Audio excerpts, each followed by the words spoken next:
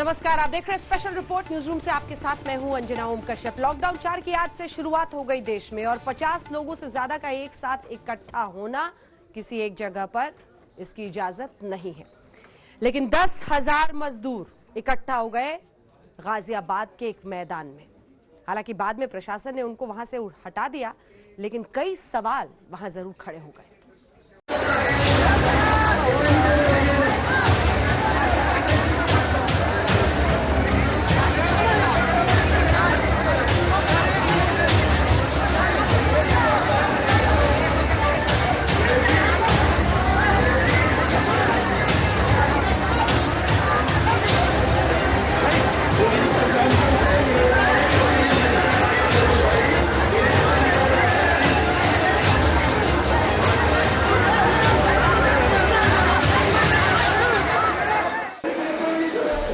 Corona संक्रमण, lockdown, social distancing, 2 महीने से लोगों की जुबान पर बैठे ये लफ्ज इस भीड़ को देखकर न जाने कहां खो गए।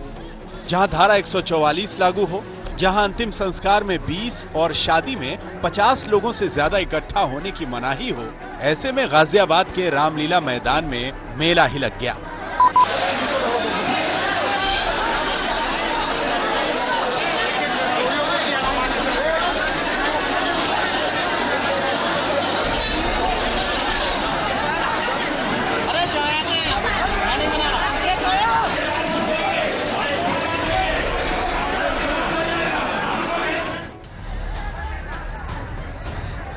मजदूरों को खबर मिली थी कि उत्तर प्रदेश सरकार बॉर्डर तक पहुंच चुके हर मजदूर को उसके घर भेजने का इंतजाम करवाएगी।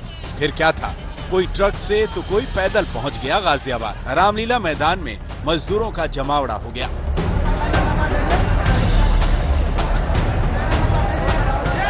इस वक्त मैं मौजूद हूँ गाजियाबाद के घंटाघर पर और मेरे पीछे आप देखेंगे किस तरीके से हजारों मजदूरों की जो भीड़ है वो यहाँ इस वक्त इकट्ठा हो चुकी है, इस उम्मीद के साथ कि वो अपने घर जाना चाहते हैं। ये लोग दूर दूर तक अगर आप देखेंगे तो किस तरीके से सोशल डिस्टेंसिंग का जो पालन होना चाहिए वो यहाँ पालन होता हुआ नजर नहीं आ रहा।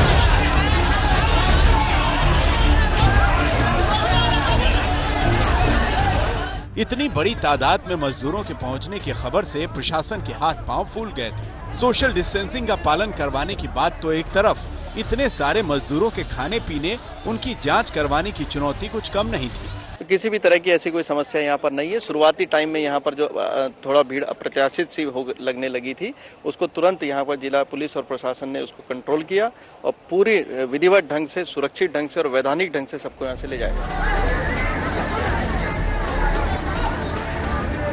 गाजियाबाद में मजदूरों के जमावड़े की खबर आईजी मेरठ जोन को भी लगी तो वो भी मौके पर पहुंच गए। दावा किया गया कि मजदूरों के खाने पीने का बंदोबस्त अच्छी तरह से किया गया है। सबकी जांच करवाई गई। ट्रेनों से उन्हें गाजियाबाद से बिहार और यूपी के लिए रवाना किया गया। देखिए, यहाँ पर जिला प्रशासन ने, पुलिस ने जो इंतजाम किए हैं, ये एक नोटिफाइड एरिया है जो कि रेलवे के लोगों को जब जाते हैं तो वहाँ पर उसकी जो आवश्यक व्यवस्थाएं वो की जाती हैं। इसमें पूरी सावधानी से चीज़ें की गई हैं, परंतु ये चैलेंजिंग टास्क है और इसको बखूबी उसको पूरी तरीके से किया जा रहा है और जो हेल्थ डिपार्टमेंट की आवश्यक रिक्वायरमेंट्स हैं उनको भी पूरी तरह से इसमें किया जा रहा है। प्रशासन चाहे जितने भी दावे कर ले, सच तो यही है कि मजदूरों के इस जमावड़े में सोशल डिस्टेंसिंग की धज्जियां उड़ गईं। रामलीला मैदान घंटाघर पर लोगों की इतनी भीड़ इकट्ठा हो गई कि लोग एक दूसरे के ऊपर गिरते पड़ते नजर आए। रजिस्ट्रेशन के लिए मारामारी की स्थिति आ गई। 8 दिन से धक्का कर रहा है। हमें निवेदन है कि हम लोग घर भेजवा दीजिए। हम लोग और कुछ नहीं चाहते। उधर से उधर पुलिस भी डंडा मारती है, कहीं रोड पे भी बैठने नहीं देती है। ये लोग बहुत नहीं आ रहा। 3 दिन से ऐसी ट्रेन का नंबर नहीं आ रहा है। ना कह रहे 50 बस दे रहे, बस कहाँ जा रही है? सुबह से लाइन में लग रहे, पास अभी तक नहीं बना। फिर बाद में वही बात होगा, फिर लाइन में लगना पड़ेगा। जब तक मेरे को बैठाना दे बस में, तब तक यही रहिएगा।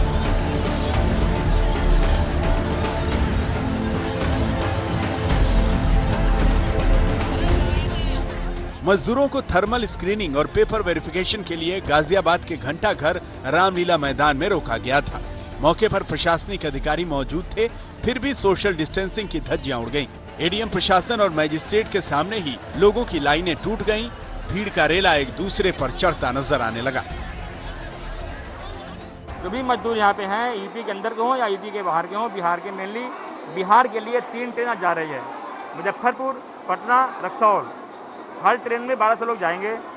3600 मजदूर आज यहाँ भेजे जाएंगे बिहार के लिए, और यूपी के अंदर के लिए गोरखपुर, बनारस, आजमगढ़ 3 ट्रेन वहाँ भी जा रही है। तो सर जैसे पालन पहले हो रहा था, सुबह भीड़ कम थी तो सब लाइन में लगे थे, लेकिन भीड़ ज़्यादा होने के कारण हर लेबर परेशान है, हर मजदूर परेशान है कि पहले हम चले जाएं।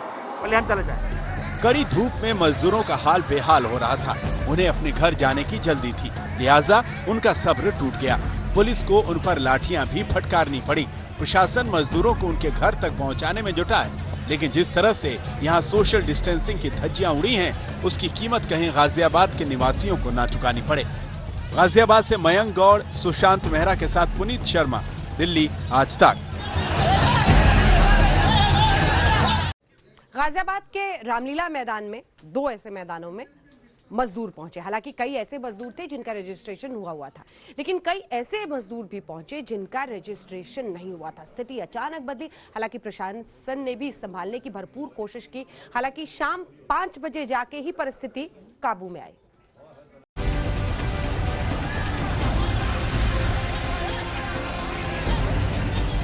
लॉकडाउन के इस दौर में जहां प्रधानमंत्री नरेंद्र मोदी 2 गज की दूरी का पाठ सिखा रहे हैं, वहीं गाजियाबाद में करीब 10,000 लोगों का जमावड़ा हो गया।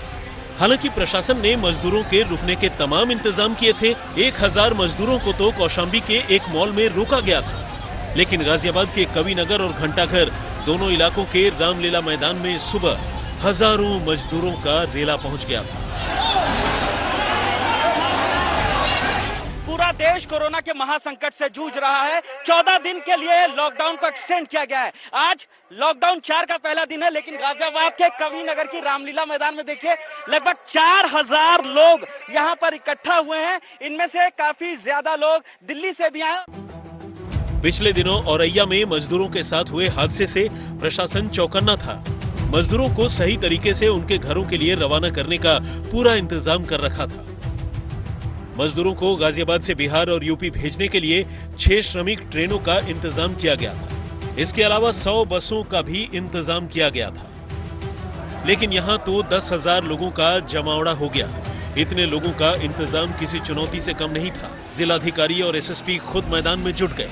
हमारा जो पड़ोसी राज्य है वहां से भी कुछ लोग अनधिकृत रूप से हमारी सीमा में घुस जा रहे हैं, तो वो भी जब यहाँ तक पहुंच जाते हैं तो वो भी इस देश के नागरिक हैं। इसलिए उनको भी हम माननीय मुख्यमंत्री जी के निर्देश हैं कि कोई भी व्यक्ति पैदल सड़क पर चलता हुआ न पाया जाए। हम लोगों ने 32 शटल बस लगा करके उनको आश्रय स्थलों पर पहुंचाया है। गाजियाबाद में जितने मजदूर थे उतने दर, उतनी ही कहानी। किसी ने रोजी रोटी के संकट में घर का रास्ता नापा तो किसी को भूख यहाँ तक ले आई। हम यहाँ सुबह 7 बजे से इंतजार कर रहे हैं, ना टोकन मिला है ना कुछ सुविधा मिली है हमको। 9 महीने के बच्ची धूप में परेशान हो रही है। आप यहाँ रजिस्ट्रेशन के लिए? हाँ, रजिस्ट्रेशन रिक्शा चला रहे थे हम। रिक्शा चलाते हैं? रिक्शा चला के वो जो खाने के लिए कुछ नहीं, लास्ट में रिक्शा ही बेच के खा गया। अब मेरे पास 1 पैसे भी नहीं है, तो क्या करें आप? तो घर जाना चाहते हैं? मरेंगे या तो भूख से मरेंगे। यूपी के मुख्यमंत्री योगी आदित्यनाथ ने ऐलान किया था। अखबारों में सरकार ने विज्ञापन भी दिए थे कि यूपी के मजदूरों को बॉर्डर से सरकार बसों और ट्रेनों से उनके घर भेजेगी। गाजियाबाद में भी मजदूरों का जमावड़ा इसी ऐलान के बाद हुआ। दोपहर तक यहाँ रजिस्ट्रेशन के लिए मारामारी मची हुई थी। इस पर राजनीति भी शुरू हो गई थी। कांग्रेस नेता प्रियंका गांधी वाड्रा ने यूपी सरकार पर करारा हमला बोला था।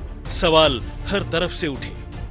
इतनी पीड़ा, इतनी तकलीफ, गरीब आदमी की, मजदूर की इतनी परेशानी, ये भारतीय जनता पार्टी को दिख नहीं रही, और भारतीय जनता पार्टी उस पे धृतराष्ट्र की तरह आंख पर पट्टी बांधे बैठी हुई है। इससे साफ है कि सिर्फ और सिर्फ ये अमीरों की पार्टी है। गाजियाबाद में जितनी तेजी से मामला काबू से बाहर हुआ था, प्रशासन ने उतनी ही तेजी से इस पर काबू भी पाया। मजदूरों को फटाफट बसों में बिठाया जाने लगा। देखते ही देखते कुछ ही घंटों में घंटाघर वाला रामलीला मैदान करीब करीब खाली भी हो गया। मदद के लिए सब आगे बढ़ रहे हैं। सिविल डिफेंस के कार्यकर्ता यहाँ पर आपको दिख जाएंगे, और इसके साथ ही अगर आप ये बस देखें तो ये वो बस है जो स्टेशन जाने के लिए तैयार है। स्टेशन जाने के लिए ये बस तैयार है। बाकी लोग रजिस्ट्रेशन के लिए अभी लाइन में लगे हैं। कहाँ की ट्रेन निकल रही है? ये कहाँ की ट्रेन जा रही है? रक्सौल के लिए जा रही है। रक्सौल जा रही है। और आप सबको मिल गया है, इसमें रजिस्टर हो गया? हाँ जी हो गया। रजिस्टर हो गए? रजिस्टर हो गया जाने रक्सौल? हो गया। कितना दिन से इंतजार कर रहे थे? 3 महीने से। 3 महीने जब से लॉकडाउन है तब से? तो अब खुशी है? हाँ खुशी है। खुशी है? बहुत खुश है। अब घर जाने के लिए बस मिल गया, ट्रेन का टिकट मिल गया, बहुत खुश। अब काम मिलेगा वहाँ पे लग रहा है? बिहार में नून रोटी खाएंगे तो अच्छा रहेगा। गाजियाबाद प्रशासन ने हालात पर काबू पाया, मजदूरों को तेजी के साथ शिफ्ट किया जाने लगा। इसके बाद भी सियासत नहीं थमी। कांग्रेस महासचिव प्रियंका वाड्रा ने फिर ट्वीट किया। उन्होंने इस बार यूपी के मुख्यमंत्री योगी आदित्यनाथ का धन्यवाद किया, लेकिन ये भी जोड़ा कि ये बसें कांग्रेस के खर्चे पर चलवाई गई हैं। बहरहाल गाजियाबाद प्रशासन ने आज मामला संभाल लिया। 6 ट्रेनों और करीब 100 बसों में भरकर मजदूरों को यहां से बिहार और यूपी के तमाम शहरों के लिए रवाना कर दिया गया। लेकिन ये तो महज शुरुआत है। अभी हजारों की तादाद में मजदूर अपने घरों से दूर रहने को मजबूर। श्वेता सिंह और पुनीत शर्मा के साथ सुशांत मेहरा, गाजियाबाद, आज तक। उत्तर प्रदेश की सीमा में ही नहीं, दिल्ली में भी आज ऐसा ही मजदूरों का जमावड़ा हो गया। पटपरगंज में अचानक खबर फैली कि मजदूरों के लिए उनके घरों तक जाने का इंतजाम हो रहा है। हुजूम इकट्ठा हो गया। फिर आसपास के स्कूलों में उन मजदूरों को ठहराना पड़ा। कोरोना के कहर से थरथराती दिल्ली में हर तरफ रेड जोन है। फिर भी यहाँ के पटपरगंज इलाके में मजदूरों का ऐसा जमावड़ा लग गया। सुबह से ही रजिस्ट्रेशन के लिए लाइन लग गई। सोशल डिस्टेंसिंग की यहाँ धज्जियां उड़ गईं। अभी फिलहाल जिस तरीके से ये लोग सड़कों पर पहुंचे हैं, उसके लिए पुलिस के लिए एक बड़ी परेशानी जो है वो खड़ी कर दी है। पुलिस अब लगातार इन लोगों को आसपास के स्कूलों में जो है वो भेज रही है ताकि सोशल डिस्टेंसिंग का पालन हो, यहाँ पर इनका रजिस्ट्रेशन हो सके। लेकिन ये लोग असमंजस की स्थिति में यहाँ पर अपने जहाँ ये रह रहे थे वहाँ से निकल करके अपने घरों में पहुँच गए। अब लगातार आप देख सकते हैं कि जो पुलिस है उनकी तरफ से यहाँ पर अनाउंसमेंट यहाँ पे की जा रही है। और आप लोगों के लिए इंतजाम हो रहा है, आपके लिए है। आप शांति बनाकर रखें, अपने आप दूरी मेंटेन करें, जो सोशल डिस्टेंसिंग है उसको मेंटेन करें। एक दूसरे के बीच में जो दूरियां हैं उसको बनाकर रखें। लाइन में खड़े रहें, हड़बड़ी बिल्कुल नहीं मचाएं। कुछ मजदूर यहाँ स्क्रीनिंग के लिए पहुँचे थे, लेकिन सैकड़ों मजदूर यहाँ रजिस्ट्रेशन के लिए पहुँच गए। सर मेरा मैसेज ये आया है, अभी मुझे समझ में नहीं आया है ये कैसे ले जाएंगे, कहाँ छोड़ेंगे। क्या मैसेज आया था आपको? सर मैसेज आया है कि ट्रेन जा रही है और आप जाइए वहाँ पे आपको सरकार ले जाएगी।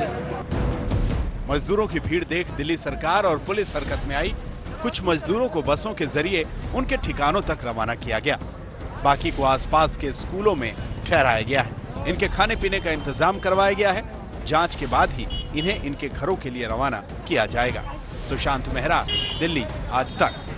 एक बार फिर बुलेटिन के इस हिस्से की शुरुआत कोरोना अपडेट के साथ। आपको बता दें, लगातार बढ़ रहे मामलों में हम शुरुआत कर रहे हैं राजधानी से। दिल्ली में 24 घंटे में कोरोना के 299 नए केस आए हैं। दिल्ली में कोरोना के मरीजों की संख्या अब 10,000 के पार 10,054 हो चुकी है। दिल्ली में कोरोना से अब तक 160 लोगों की मौत हुई है।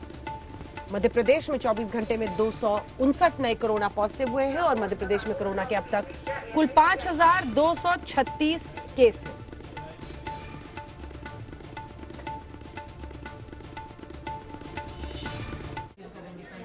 राजधानी की रिपोर्ट के साथ हमने शुरुआत जरूर की है, लेकिन चाहे वो मध्य प्रदेश हो, चाहे महाराष्ट्र हो, चाहे पश्चिम बंगाल हो, कई जगहों पर बस की इजाजत है, कुछ जगहों पर कार, कैब, लेकिन कुछ ऐसी जगह भी हैं जहां पर सैलून भी खुल रहे हैं। देखिए इस रिपोर्ट में।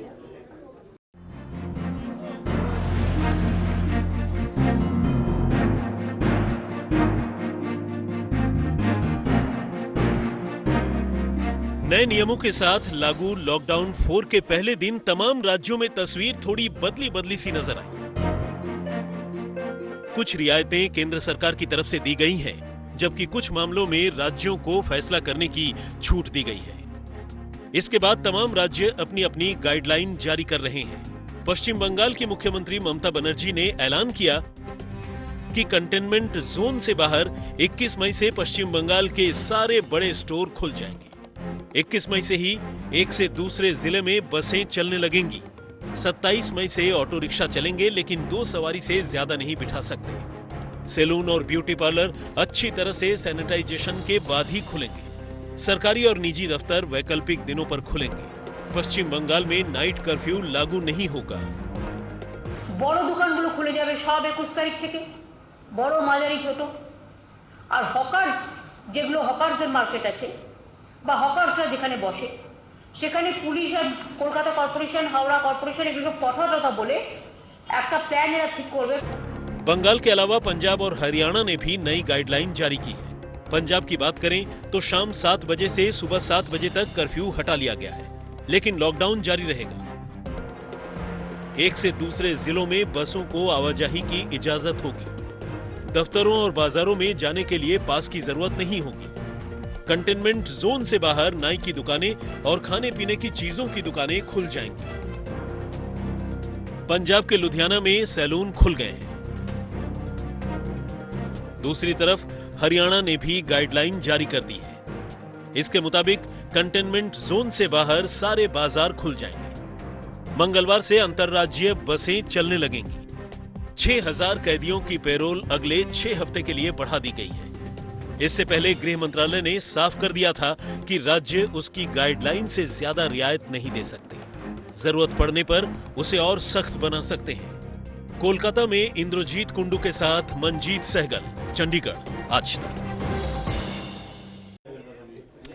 इस बीच अब कोरोना के जंग में ये आंकड़े बहुत कुछ कह रहे हैं। जहां एक तरफ हिंदुस्तान में कोरोना के मामले अब 1 लाख को छूने वाले हैं, वहीं महाराष्ट्र वो राज्य जहां पर सबसे ज्यादा कोरोना का संक्रमण है। सिर्फ मुंबई में आंकड़ा 20,000 को छू रहा है और मुंबई में तो खास तौर पर पुलिस वालों में दहशत है। इस रिपोर्ट में देखिए।